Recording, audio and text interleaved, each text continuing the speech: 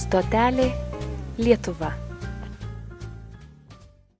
Šįkart mūsų komanda vyksta į Šveicariją. Ji visai čia pat.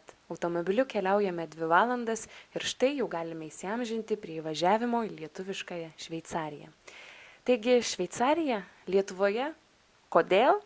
Kelionė prasideda. Milda kalbasi su žmonėmis, Donata domisi kultūra, na o Kamilė visai čia pat esančiame Paryžiuje ieškos Eifelio bokšto. Taigi lipame iš automobilio ir dairomės aplink. Kaip matote, Šveicarijoje vyrauja žaluma. Iš tiesų, čia mus pasitinka tyras oras, nepriekaištinga tvarka ir vos vienas kitas praeivis. Kaip pavyksta išlaikyti šią švarą? Nėra taip sunku. Paprasčiausiai dirbti reikia ir viskas, ir bus švaru. O kokiamis nuotaikomis gyvena kiti Šveicarijos gyventojai? Būna čia ir koncertų atvažiuoja, ir bažnyčia, tai Jonavos Šventojo Jokūbo. Važiuojam kas sekmadienį. Kauno autobusai labai dažnai vaikšto, čia va mūsų autobusiukas. Ar tolimas kelias buvo iš Jonavos atvykti iki čia, iki Šveicarijos? Labai, taigi įsivaizduojat, pro Lenkiją reikia važiuoti pro Vokietiją, kol pasiekti. Kiti praeidami pro stotį nusišypso. Žinot, iš to pavadinimo. Aš buvęs visur, ir Paryžiuje, ir Londone, ir Šveicarijoje tikroji.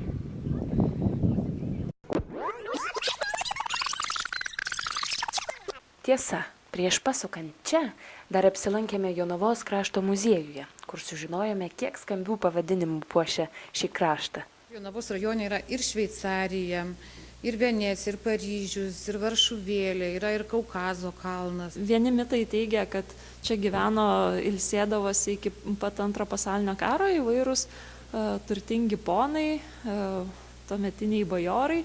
Tai prigijo toksai pavadinimas Šveicarijos, tai maždaug būtų kaip ir tapatinimas su Šveicarijos kalnų kurortais.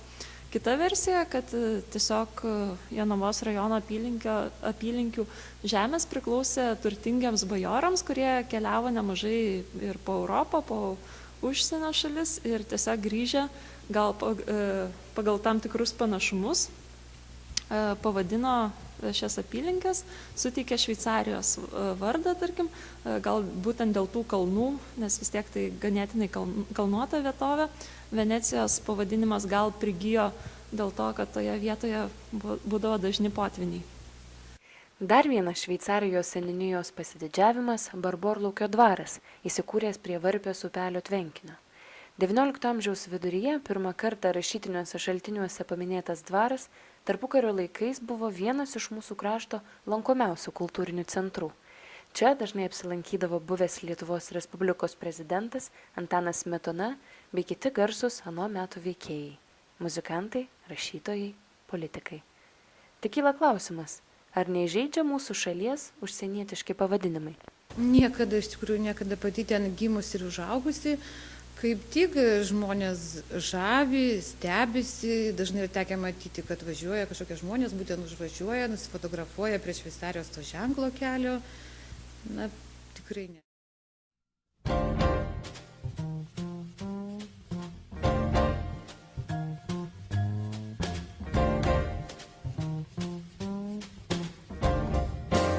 Stotelė Lietuva.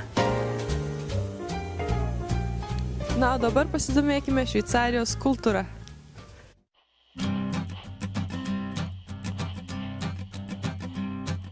Šveicarijos kultūros centro filiale yra 3 kolektyvai. Yra suaugusių kapela, yra folkloro ansamblis suaugusių ir vaikų popchoras Spindulėliai. Štai vadovė šitų kolektyvų.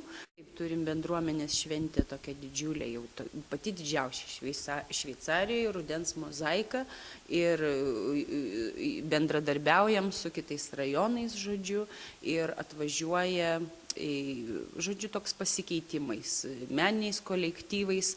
Iš Paryžiaus, Londono, žinokit, kolektyvė vaikų kadangi jie mokosi čia Šveicarijos mokykloje pagrindiniai. ir dalis vaikų eina į darželį. Tai čia iš aplink, pas mus čia yra, žinokit, mūsų seniūnijoje labai yra daug sodų, net 38 sodų bendrijos.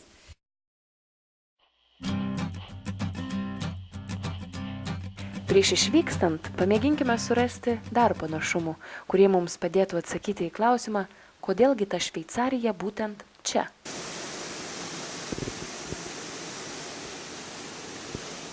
Vasarą aplink šį ežerą susirenka daugybė žvejų, tačiau šiandien nematome ne vieno.